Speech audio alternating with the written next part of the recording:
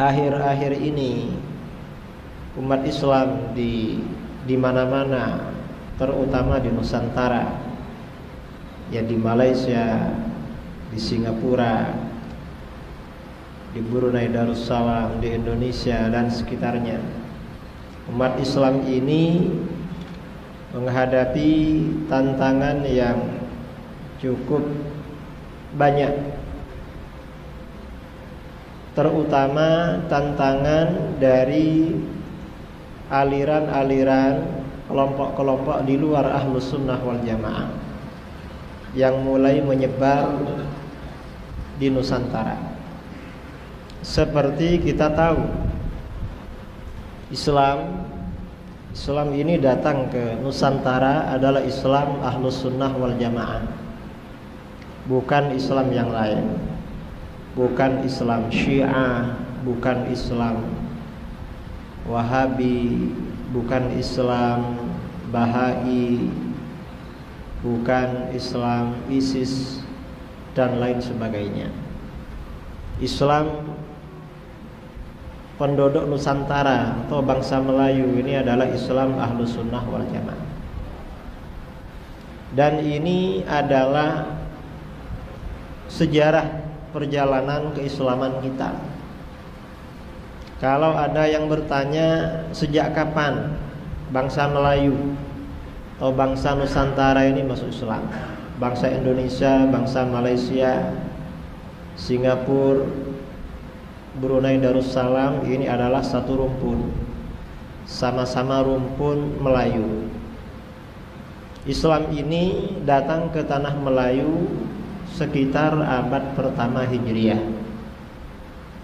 Ada catatan sejarah yang mencatat bahwa Islam datang ke tanah Melayu ini pada masa Khulafaur Rasyidin, yaitu pada masa khalifah ketiga Sayyidina Utsman bin Affan radhiyallahu anhu.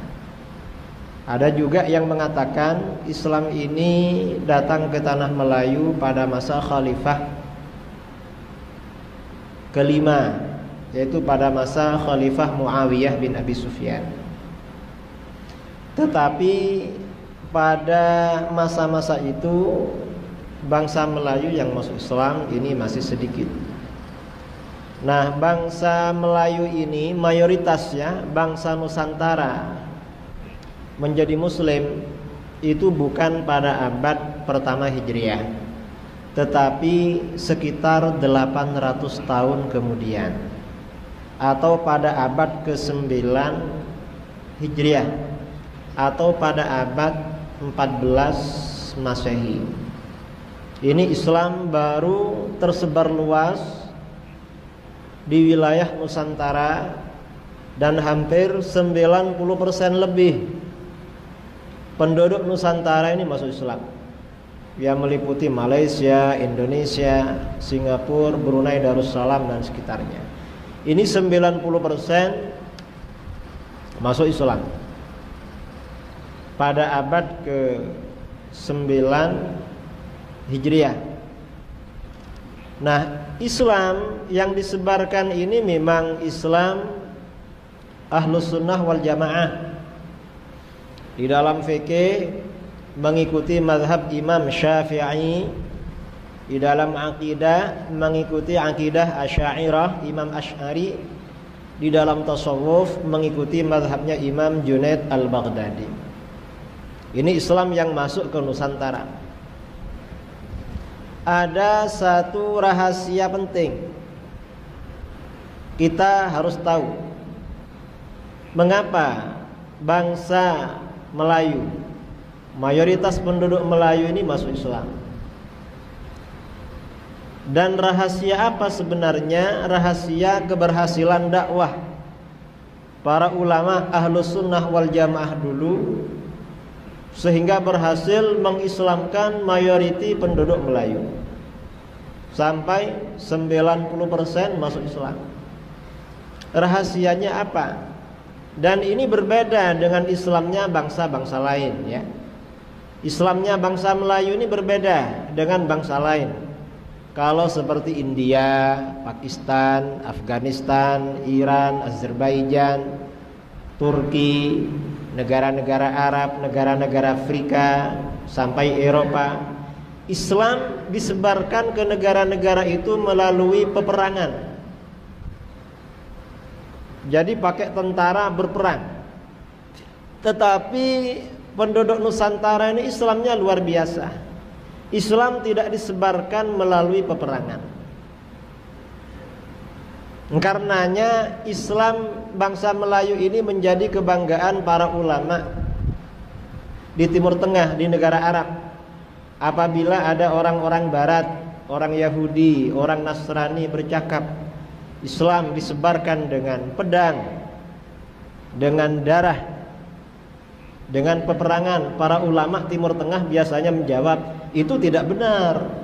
Kalau tidak percaya, lihat penduduk Nusantara, Indonesia, Malaysia, Singapura, Brunei, mayoritas masyarakatnya Islam, dan mayoritas umat Islam ada di sana. Padahal tidak ada catatan di dalam sejarah para khalifah dari apakah Khulafaur Rasyidin atau Bani Abbasiyah atau Bani Utsmaniyah di Turki, tidak ada cerita mereka mengirim bala tentara ke Nusantara. Mereka mayoriti masuk Islam. Nah, apa yang menjadi rahasia bangsa Melayu ini masuk Islam? Nah, ternyata sebelum Islam ini datang ke tanah Melayu, ke tanah Nusantara, penduduk Nusantara ini adalah bangsa yang kaya dengan tradisi dan budaya. Karena memang rata-rata dulu penganut agama Hindu, agama Buddha, Hindu dan Buddha, penduduk Melayu ini. Dan sampai sekarang ya, situs-situs peninggalan Buddha dan Hindu ini masih banyak ya. Namanya di mana-mana itu ada. Nah, ketika para ulama datang berdakwah ke Nusantara, karena bangsa Nusantara ini bangsa yang kaya dengan tradisi dan budaya, dalam menyikapi tradisi dan budaya ini, para ulama kita dulu di dalam berdakwah ini mengeluarkan sikap yang sangat bijaksana, yang sangat cantik, yang sangat bagus. Apabila tradisi itu tidak bertentangan dengan agama, oleh para ulama kita dibiarkan. Karenanya di daerah Nusantara ini banyak tradisi ya yang berkembang sampai sekarang di daerah lain tidak ada. Kalau misalnya ada orang mengandung, orang perempuan hamil ya, 4 bulan biasanya ada ada selamatan, ada sedekah. Nanti dapat 7 bulan ada sedekah. Lahir dapat 7 hari selamatan atau sedekah lagi. 40 hari selamatan lagi. Waktunya meletakkan ke tanah, selamatan lagi. Ketika meninggal, ini ternyata semuanya sama. Di Malaysia, ya di Aceh, di Indonesia bagian timur, di Sulawesi, di Sumatera, di Kalimantan, di Jawa, semuanya sama. Saya pada awal bulan April kemarin, ini 4 atau 5 hari di Aceh. Setelah itu ke Medan, kemarin ke Batam. Terus sebelum itu ke Jayapura. Ternyata tradisi umat Islam ini sama. Tradisi Nusantara ini ada kesamaan. Nah, tradisi semacam ini oleh para ulama kita dibiarkan, walaupun dulu sebenarnya asalnya tradisi masyarakat sebelum Islam datang. Mengapa oleh para ulama ditetapkan sampai sekarang? Karena tradisi ini tidak bertentangan dengan agama. Tradisi ini isinya hanya berdoa kepada Allah dan sedekah. Berdoa itu memang perintah agama, sedekah juga anjuran agama. Karenanya dibiarkan. Tapi ketika tradisi ini bertentangan dengan agama, maka oleh para ulama harus dihapus. Kalau dihapus tidak, kalau prinsip harus dihapus dan harus bisa. Kalau tidak bisa dihapus, maka dicarikan solusi. Kadang oleh para ulama kita solusinya diislamisasi. Jadi solusinya diislamkan. Anasir-anasir non-Islam itu dibuang dan dijadikan tradisi Islam. Kalau diislamkan tidak bisa, kadang oleh para ulama kita solusinya mafsadah, madaratnya dikurangi, diperkecil. Ini yang terjadi di sebagian daerah. Di sebagian daerah ada tradisi semacam itu. Nah, mengapa para ulama kita di dalam berdakwah dulu ini identitas Islam Nusantara, Islam yang kaya dengan budaya dan tradisi? Mengapa para ulama kita dulu tidak anti budaya, tidak anti tradisi, toleran ya, tasamuh terhadap tradisi? Islam memang bukan budaya, Islam bukan tradisi, tetapi Islam memang tidak anti tradisi. Ya, berbeda dengan faham-faham baru. Ada fahaman baru yang mengatakan menolak seluruh tradisi yang tidak ada di negara Arab. Alasannya bid'ah. Lah ini berbeda dengan fahaman para ulama dulu yang berdakwah ke Nusantara, dan mereka sangat berhasil di dalam mengislamkan bangsa Nusantara. Sebenarnya Islam ini tidak anti tradisi. Islam memang bukan tradisi, bukan adat istiadat, bukan budaya, tetapi Islam tidak anti tradisi, tidak anti budaya, tidak anti adat istiadat. Dasarnya mana? Bahwa Islam itu tidak anti tradisi. Ya, dasarnya di dalam Al-Quran, di dalam hadis-hadis itu diterangkan bahwa Islam memang tidak anti tradisi. Coba ya kita perhatikan. Islam dan tradisi ini sebenarnya bagaimana Islam dan tradisi? Nah, di dalam Al-Quran ada sebuah ayat yang berbunyi khudhil afwa wa'mur bil 'urfi wa a'rid 'anil jahilin. Ambillah sifat pemaaf. Ini perintah kepada Rasulullah SAW, bahwa di dalam berdakwah seorang ulama, seorang ustaz, di dalam dakwahnya harus mendahulukan sikap pemaaf. Mengapa mendahulukan sikap pemaaf? Karena orang yang didakwah, diajak ke dalam agama, kadang langsung menerima, kadang pula tidak menerima. Dan orang yang tidak menerima ini caranya bermacam-macam. Ada yang tidak menerima tapi caranya baik. Maaf, saya belum mantap dengan dakwah Anda, tidak bisa menerima. Ada orang yang tidak menerima, cara menolaknya tidak baik. Nah, orang yang semacam ini perlu dimaafkan. Kemudian wa'mur bil 'urfi, suruhlah orang-orang melakukan yang ma'ruf, tradisi yang baik.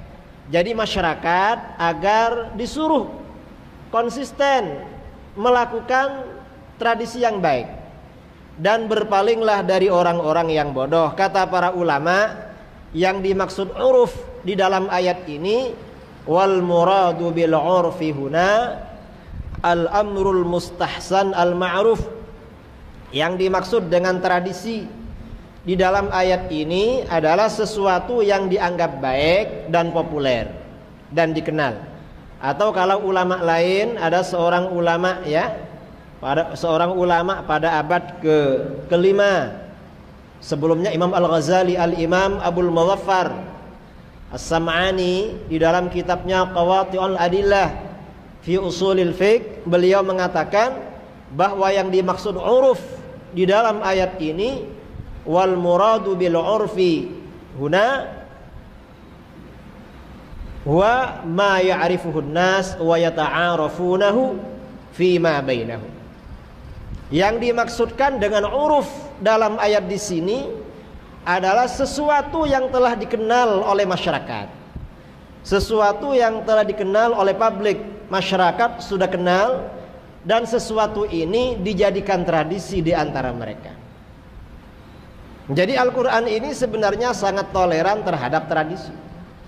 Kalau ada kelompok-kelompok baru, fahaman baru, mengajak kembali kepada Al-Quran dan hadis, tapi orang ini anti tradisi, berarti orang ini belajar tafsir Al-Quran belum selesai. Mengapa? Karena di dalam Al-Quran ada ayat khudhil afwa wa'mur bil urfi. Kata Imam As-Sam'ani, yang dimaksud uruf, tradisi di sini adalah ma ya'rifuhun nas wa yata'arafunahu fima bainahum. Sesuatu yang telah dikenal oleh masyarakat dan mereka jadikan tradisi di antara mereka. Jadi tradisi ini memang ada apresiasi, ada penerimaan dari Al-Quran. Oleh karena itu, kata para ulama, Imam Asy-Sya'rani di dalam kitabnya Tanbihul Mughtarrin, beliau mengatakan, wa min akhlaqihim ayis salafis salih radhiyallahu anhum, di antara budi pekerti, di antara akhlak ulama salaf yang saleh radhiyallahu anhum, tawaqqufuhum an kulli fi'lin aw qaulin, adalah berhentinya mereka berhenti dari setiap perbuatan atau ucapan, hatta ya'rifu mizanahu 'alal kitab was sunnah awil 'urf, sampai mereka mengetahui pertimbangannya menurut Al-Quran dan hadis. Kalau di dalam Al-Quran dan hadis tidak ada, maka pertimbangannya menurut tradisi. Jadi tradisi ini ada pertimbangan. Mengapa? Li'annal 'urfa min jumlatis syariah. Karena tradisi, uruf atau budaya ini termasuk bagian integral, bagian penting dari syariah. Qala Allah Ta'ala, Allah Ta'ala berfirman, khudhil afwa wa'mur bil 'urfi wa a'rid 'anil jahilin. Ambillah sikap pemaaf dan suruhlah orang melakukan yang ma'ruf, tradisi yang baik, dan berpalinglah dari orang-orang yang bodoh. Ini artinya bahwa tradisi ini punya punya pegangan, punya dasar yang kuat di dalam Al-Quran dan hadis. Lebih-lebih di dalam kitab-kitab hadis diterangkan Rasulullah SAW bersabda, innama bu'ithtu liutammima makarimal akhlak. Sesungguhnya aku diutus oleh Allah hanyalah untuk menyempurnakan akhlak-akhlak yang mulia. Dalam sebuah tradisi seringkali terkandung nilai-nilai akhlak yang mulia. Oleh karena itu Islam tidak menghapusnya, akan tetapi melestarikan dan menyempurnakannya. Tradisi ini biasanya mengandung akhlak yang mulia. Apalagi tradisi sedekah, tradisi selamatan, itu mulia sekali karena memang memberi makan orang. Memberi makan orang ini termasuk ajaran penting di dalam Islam. Berbeda dengan orang-orang yang suka membid'ahkan, itu biasanya tidak suka sedekah, tidak suka memberi makan. Ketika misalnya Rasulullah SAW ditanya, wa ma birrul haji ya Rasulullah, apa tanda-tanda haji mabrur wahai Rasulullah? Beliau menjawab, tibul kalam wa it'amut ta'am.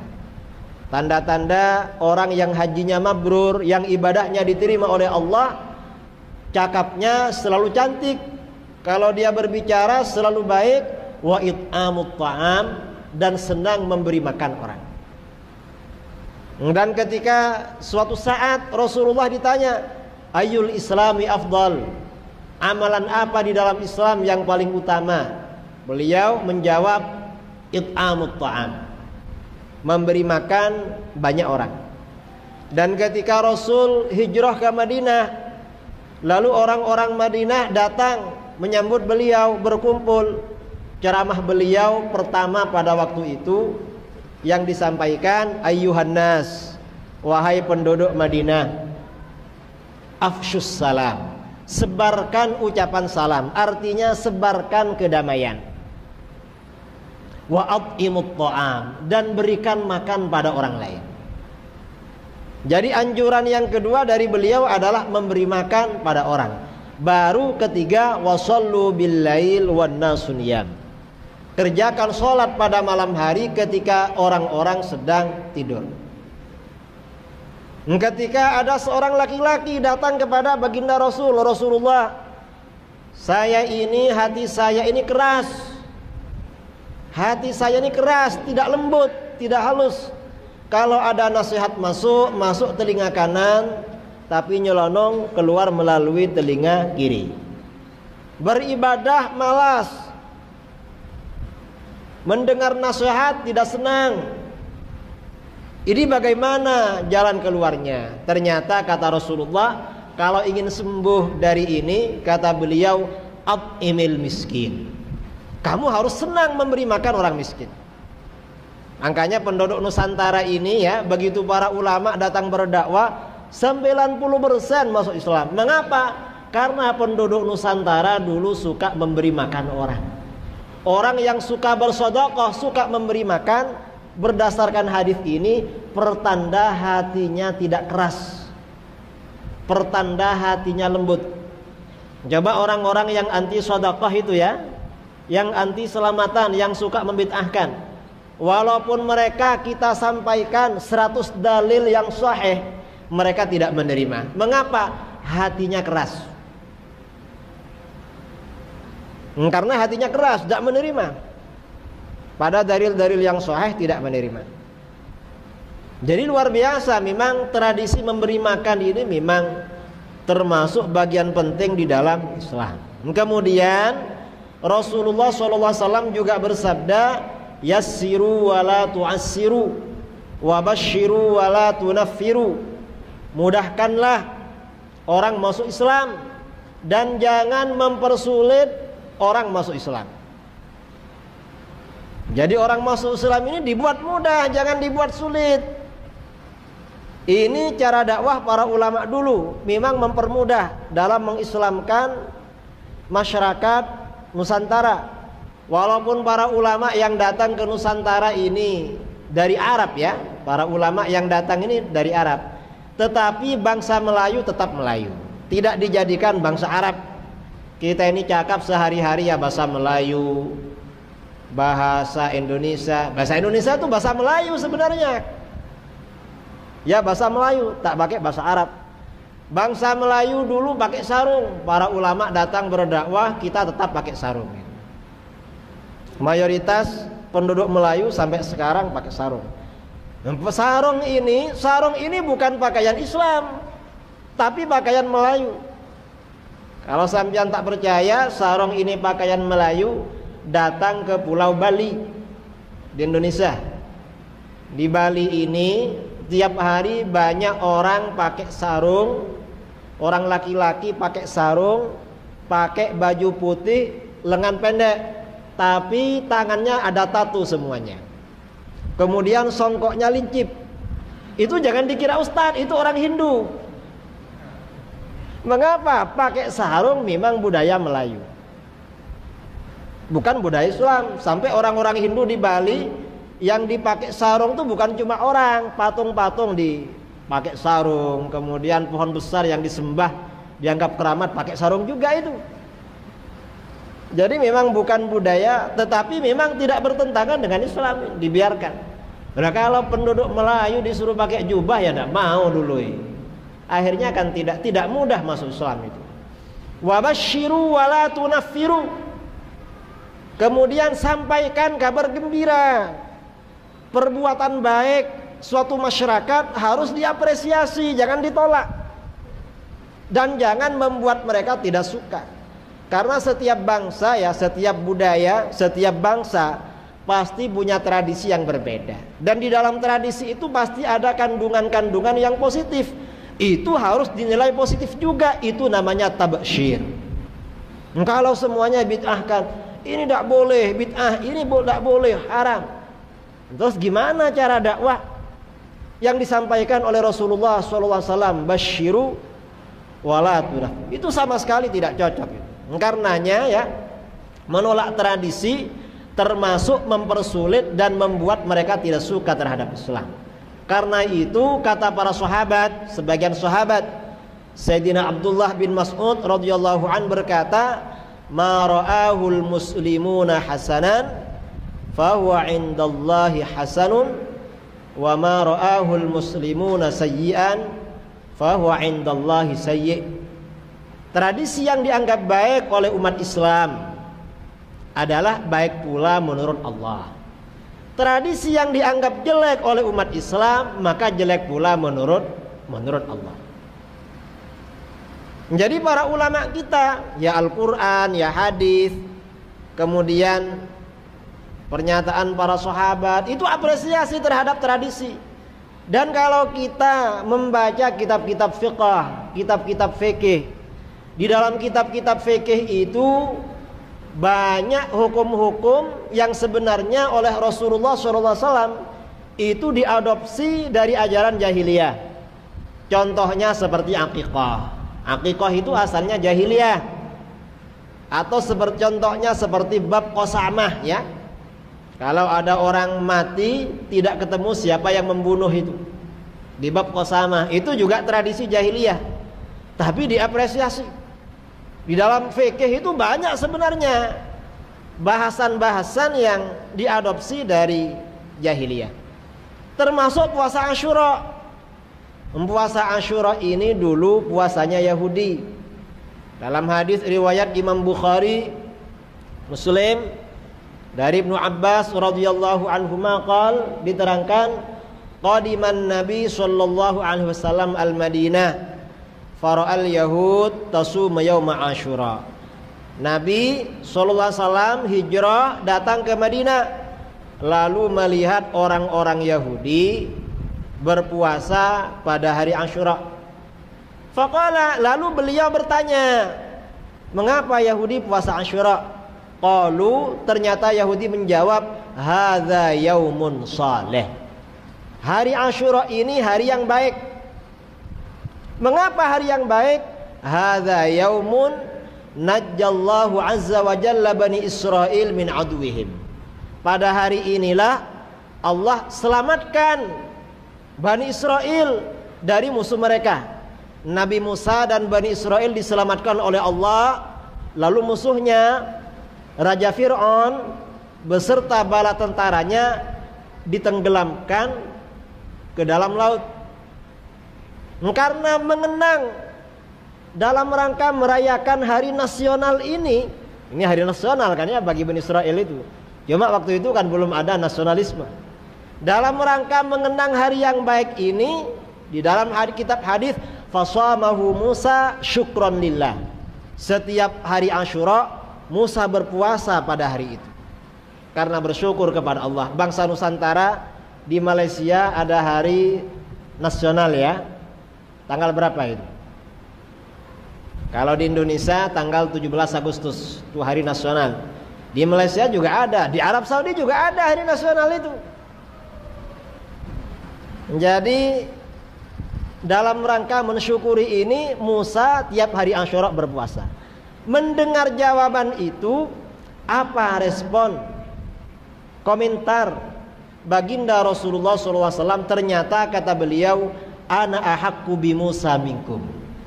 Aku lebih berhak mensyukuri Musa daripada kamu, atau mengikuti Musa daripada kamu. Kalau Musa berpuasa hari Asyura, aku harus puasa juga.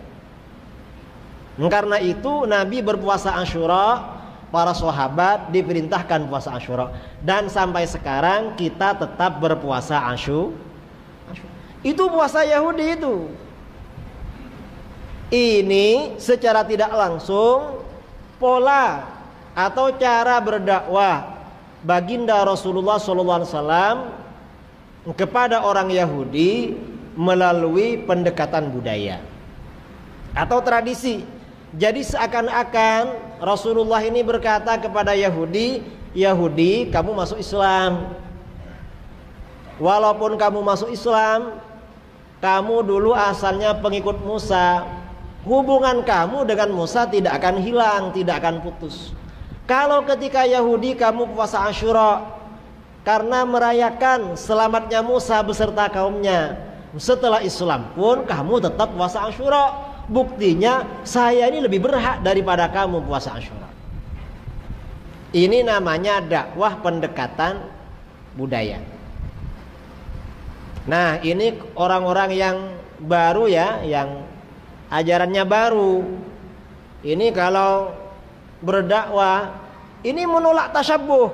Tidak boleh serupa dengan apapun secara mutlak. Itu tidak benar itu.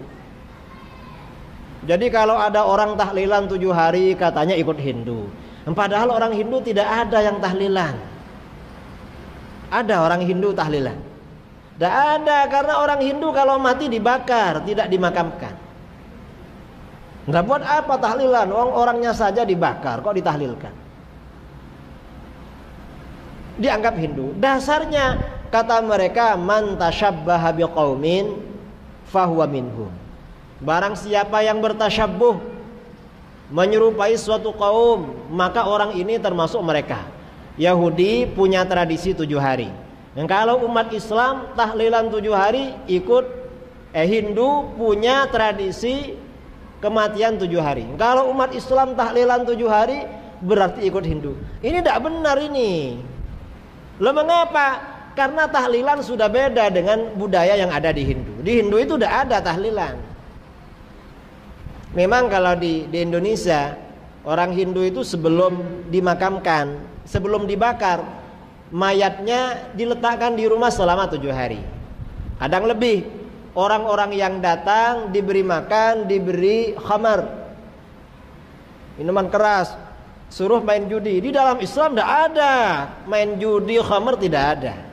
Itu murni sedekah orang-orang yang datang baca tahlil. Jadi sangat berbeda dengan Hindu. Dan hadis man tasyabbaha biqaumin fahuwa minhum itu tidak mutlak. Tidak pokoknya kita ini tasyabbuh, setiap kita serupa dengan agama lain kita dicela. Ndak. Kata para ulama, tasyabbuh itu haram, syaratnya 2. Apa? Yang pertama, memang perbuatan itu tercela, jelek menurut syarak. Kalau ajaran itu tidak jelek, tidak tercela, orang Yahudi buat laptop, kemudian buat proyektor seperti ini, kita pakai. Padahal dari Yahudi. Karena ini tidak tercela ya tidak apa-apa kita pakai. Kalau setiap tasyabbuh ini dilarang. Ini yang buat laptop, yang buat TV ini ya, televisi ini orang Yahudi. Ya nanti kita tidak boleh. Akhirnya kembali ke zaman batu dulu. Jadi syarat yang pertama memang perbuatan itu tercela menurut syarak. Misalnya seperti tasyabbuh dengan orang Chinese ya. Chinese yang perempuan pakai celana pendek. Itu baru dilarang itu. Karena memang tercela itu. Buka aurat. Itu syarat yang pertama. Yang kedua, tasyabbuh itu dilarang karena memang tujuannya bertasyabbuh dengan mereka. Jadi harus perbuatan itu jelek menurut syarak dan ada tujuan tasyabbuh. Kalau tidak ada tujuan itu beda lagi. Tidak ada tujuan tasyabbuh. Itu yang diterangkan oleh para ulama. Karenanya ya contohnya dalam kasus puasa Asyura ini. Kita ini kalau bulan Rabiul Awal menggelar acara maulid. Ini orang-orang yang anti maulid mengatakan itu maulid itu dulu asalnya dari Syiah. Ini heran, mereka tidak suka maulid tapi tahu kalau maulid itu dari Syiah. Kita ini yang maulid tidak tahu kalau itu dari Syiah. Ini dari mana ini? Jangan-jangan informasinya tidak benar, palsu. Ini kan perlu kita pertanyakan. Bahwa mereka tidak suka maulid tetapi merasa lebih tahu dari kita yang kita ini suka maulid. Ini kan lucu. Jadi kita harus tahu ya dengan fahaman baru ini. Kemudian ya termasuk ruqyah jahiliyah. Ini oleh Rasulullah SAW ini diakui. Dulu pada masa jahiliyah, sebagian orang jahiliyah itu ada yang ruqyah. Kalau di Indonesia disebut dengan dukun. Kalau di sini apa namanya? Sama ya. Jadi kalau ada orang sakit nanti dikasih air ya, itu sembuh. Tidak usah ke dokter. Tidak usah ke dokter. Sembuh. Entah kadang yang bacaannya kadang pakai bahasa Melayu, ada bacaan bahasa Melayu, ada bacaan bahasa Jawa, bahasa Madura dan lain sebagainya. Dulu sebelum Islam datang, orang Arab sudah ada yang profesi seperti itu. Setelah mereka masuk Islam, lapor kepada Rasulullah, Rasulullah, kita ini dulu kerjaannya ruqyah, dukun, pakai jampi-jampi, pakai mantra-mantra untuk menyembuhkan orang. Apakah ini boleh diamalkan, dibaca? Ternyata kata Rasulullah, i'ridu alayya ruqakum. Coba perlihatkan jampi-jampi kamu bacaannya seperti apa. Akhirnya oleh para sahabat, ini Rasulullah bacaan kita. Ternyata oleh Rasulullah kata beliau, itrah minha kadza wa kadza warqi bima baqi. Bacaan yang ini dan yang ini kamu buang, jangan dipakai. Mengapa? Karena mengandung kesyirikan. Nah, bacaan yang ini dan ini kamu pakai, tidak apa-apa. Mengapa? Tidak ada syiriknya. Jadi ruqyah saja yang datangnya jahiliyah, dari jahiliyah ternyata oleh Rasulullah diterima. Jadi Islam ini tidak anti tradisi ya. Kesimpulannya tidak anti tradisi. Karena itu kata para ulama di dalam kitab-kitab fikih, dalam kaidah fikih ditegaskan la yunkaru taghayyurul ahkam bi taghayyuril azman. Tidak bisa menolak perubahan hukum-hukum sebab perubahan zaman. Atau di dalam kitab yang lain tataghayyurul ahkam bi taghayyuril ahwali wal azman. Hukum-hukum agama dapat berubah sesuai dengan perubahan keadaan dan zaman. Bangsa Melayu ini walaupun secara fiqh mazhabnya Syafi'i, tetapi kita diam-diam sebenarnya banyak yang tidak ikut Syafi'i. Kalau kita ini ikut Syafi'i, aurat orang perempuan harusnya seluruh badan kecuali wajah dan telapak tangan. Tapi saudara-saudara kita yang kerja di kedai itu kadang pergelangan tangannya kebuka sampai begini, sambil bayar, sambil apa. Ini kalau Syafi'i tak boleh, tetapi mazhab lain Imam Hanafi pergelangan tangan sedikit dibuka tidak apa-apa, asalkan jangan sampai ke atas. Kemudian bangsa Melayu ini jarang yang pakai kaos kaki. Ya mungkin baru-baru ini yang karena dia jadi pensyarah di university, jadi mahasiswi baru pakai kaos kaki. Orang-orang dulu tidak pakai kaos kaki. Kalau mazhab Syafi'i harusnya pakai kaos kaki. Untungnya ada mazhab Hanafi, telapak kaki bukan termasuk aurat bagi perempuan, asalkan jangan sampai ke atas, tidak sampai ke betis, cuma telapak kaki. Nah, ini namanya hukum-hukum agama dapat berubah sesuai dengan keadaan, perubahan keadaan dan zaman. Karena itu kata para ulama, para ulama dulu ya, para ulama mengatakan, baik itu ulama Hanafiyah, Maliki, Syafi'i, dan ini yang kita sampaikan di dalam kitab fikih Hambali. Kitab ini diterbitkan pemerintahan Arab Saudi dan dibagikan free, gratis, cuma-cuma kepada mahasiswa. Dalam kitab ini ada keterangan wa qala Ibnu Aqil fil funun la yanbaghil khuruj min adatin nas illa fil haram. Imam Ibnu Aqil berkata di dalam kitab Al-Funun bahwa tidak baik keluar dari tradisi masyarakat, tidak elok, tidak cantik, tidak sebaiknya meninggalkan tradisi masyarakat selama tradisi itu tidak haram. Jadi selama adat istiadat, tradisi tidak diharamkan di dalam agama, jangan ditinggalkan. Mengapa? Kata pepatah Arab, tarkul adah adawah, meninggalkan tradisi masyarakat dapat melahirkan permusuhan, dapat menimbulkan fitnah. Kalau ada orang satu desa, satu kampung, bulan Rabiul Awal menggelar maulid, ada orang mati tahlilan, ada satu orang datang anti tahlil, anti maulid, pasti menimbulkan fitnah. Dan itu tidak baik. Karena Islam ini sangat menganjurkan menjaga kebersamaan antara yang satu dengan yang lain, saling menjaga kesatuan kebersamaan.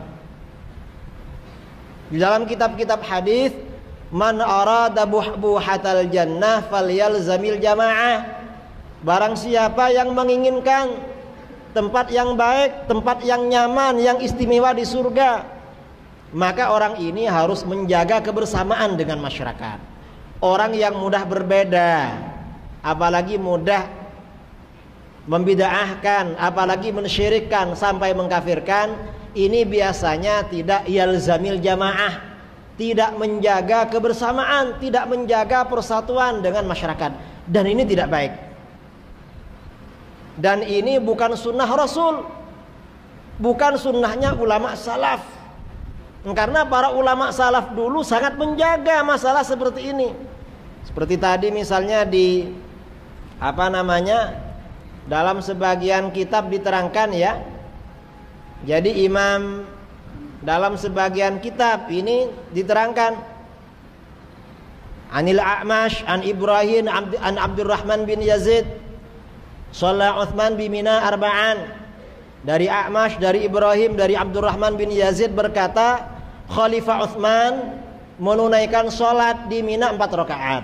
Padahal Rasulullah, Abu Bakar dan Umar ketika menunaikan ibadah haji selama di Mina, sholat 4 rakaat, sholat asarnya diqashar menjadi 2. Ternyata Khalifah Utsman sholat asar tidak diqashar, 4 rakaat.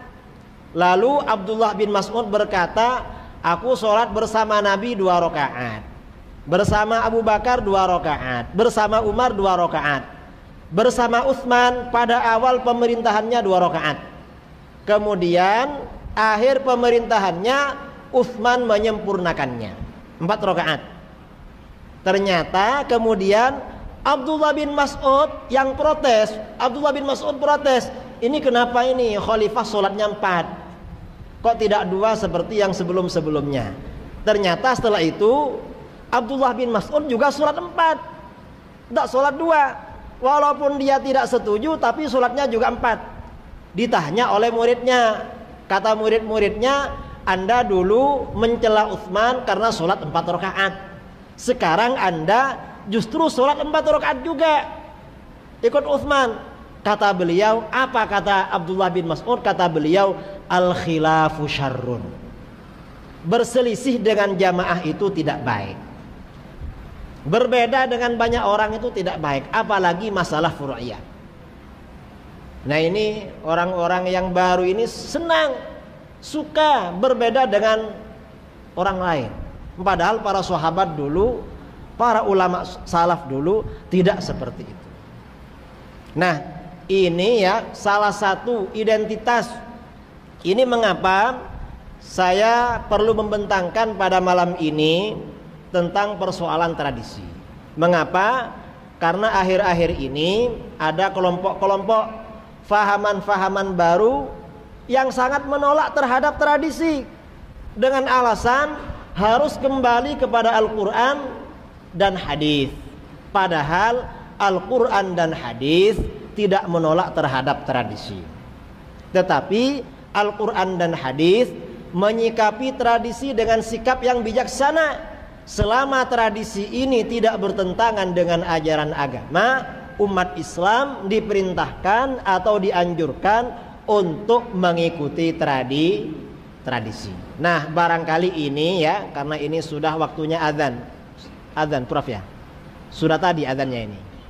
Karena sudah azan, maka barangkali ini beberapa poin yang perlu kita bincangkan pada malam ini. Mudah-mudahan bermanfaat bagi kita semua. Dan kita harus tahu bahwa tradisi-tradisi keagamaan yang kita terima dari ulama-ulama kita dulu, itu semua ada dalilnya. Walaupun sekarang banyak yang membid'ahkan dan mensyirikkan, kalaupun kita belum tahu dalilnya, itu bukan karena tidak ada. Mungkin ustadz yang ceramah di sini belum sampai menjelaskan ke situ.